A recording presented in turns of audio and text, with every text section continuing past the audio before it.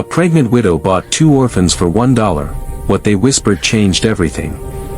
Clara Moss never planned to raise children alone, let alone strangers' children, and certainly not on the same winter morning she buried her husband. Yet life on the Kansas frontier had never cared much for plans. The wind howled across the dusty square as Clara stood gripping her black shawl, one hand resting on her swollen belly. 7 months pregnant. 24 years old. Widowed before her child had taken its first breath. The town moved around her like she was already a ghost, people nodding politely, eyes sliding away, unsure what to say to grief that young. She had come to town for flour and lamp oil, nothing more.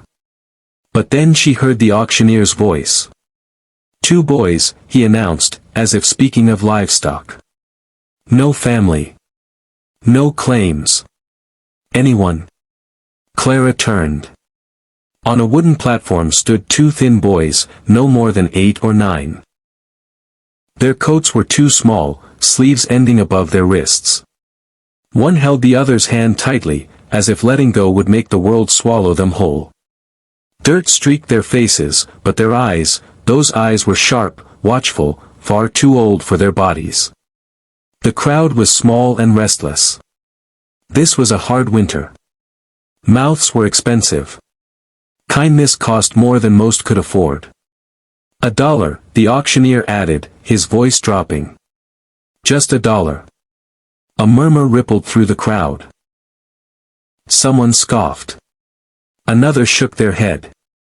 Clara's heart began to pound. She didn't know why.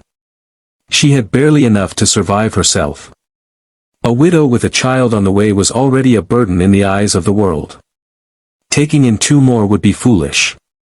Dangerous. Impossible. She turned to leave. Then one of the boys looked directly at her. Not pleading. Not crying. Recognizing. Something inside Clara cracked open. I'll take them, she said, surprising herself. The auctioneer blinked. Ma'am, are you certain? Clara reached into her purse, fingers trembling, and placed a single silver dollar into his palm. Yes. The transaction was done just like that. $1. 2 lives. As the crowd dispersed, Clara knelt in front of the boys. I'm Clara, she said gently. What are your names?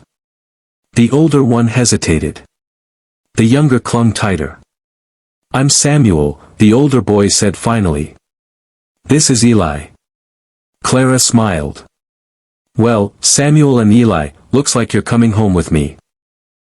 They followed her silently out of town, their boots crunching against frozen earth.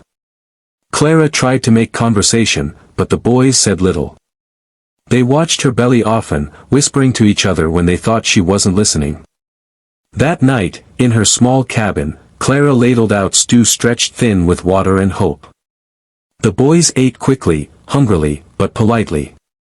When the fire burned low and the wind rattled the windows, Clara tucked them into the spare bed, her husband's old bed. She lingered at the door, guilt pressing on her chest. I hope you don't mind, she thought, picturing Thomas's kind smile. I couldn't leave them. As she turned to go, Samuel spoke. Ma'am. Yes, sweetheart. He swallowed hard. We didn't mean to trick you. Clara frowned softly. Trick me? Eli leaned close to his brother, whispering something. Samuel nodded, then looked up again. We know who you are, he said. Clara's breath caught. You do. Samuel's voice dropped to almost nothing. You're Thomas Moss's wife. The room seemed to tilt. How do you know my husband's name? She asked. The boys exchanged a look. Eli's lip trembled. Because, Eli whispered, his small voice breaking, he was our brother. Silence fell like a held breath between worlds. Clara sank onto the edge of the bed. Her heart pounded so loud she was sure they could hear it. That's not possible, she said weakly. Thomas was an only child. Samuel shook his head. That's what we were told too. But our mama told us the truth before she died. She said Thomas was taken away when he was little. Adopted by a good family.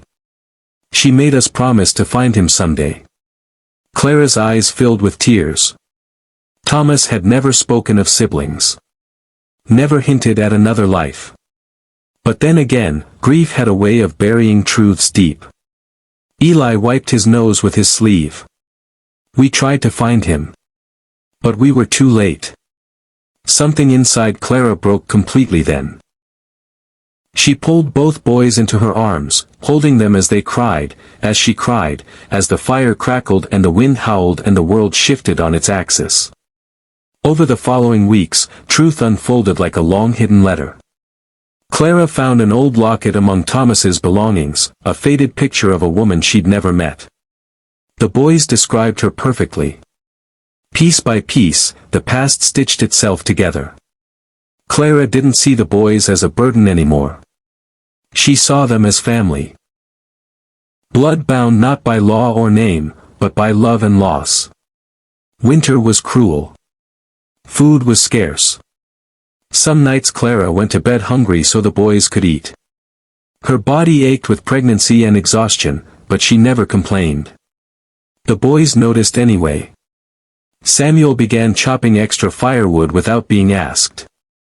Eli learned to sew clumsy stitches to mend Clara's dresses. When Clara grew too tired to fetch water, they carried the bucket together, spilling half but smiling all the same. One night, as Clara rested by the fire, Samuel approached her. "We want to help when the baby comes," he said seriously. "We'll be good brothers." Clara laughed softly through tears. "I know you will." When labor came, it came hard and fast. A neighbor woman rushed over to help. The boys waited outside, hands clasped, whispering prayers they barely understood. At dawn, a baby girl cried into the world.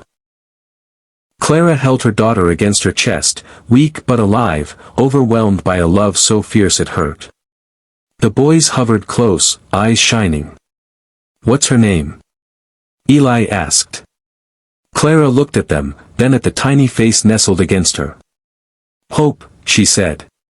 "Her name is Hope." Spring arrived slowly, like forgiveness. The land softened. Clara planted a small garden with the boys' help. Word spread through town, quietly at first, then louder, about the widow who took in her husband's lost brothers. About the family built from $1 and a choice. People began to help. A sack of flour left on the porch. A repaired fence. A job mending clothes. One evening, Clara sat on the steps watching Samuel teach Eli how to read while Hope slept in her arms. The sky burned gold and pink, wide and endless. She thought of that day in the square. Of how close she'd come to walking away. Kindness, she realized, rarely announces itself as heroic. Often, it looks like foolishness. Like risk. Like a single dollar placed into an uncertain future. Samuel looked up and smiled at her. "Ma," he said, the word natural and sure. Clara smiled back, tears slipping down her cheeks. In a world that had taken so much, they had chosen to give, to open their hearts when it would have been easier to close them. And somehow, in doing so, they had found everything they'd lost. Because sometimes, the smallest act of compassion doesn't just change a moment. It changes everything.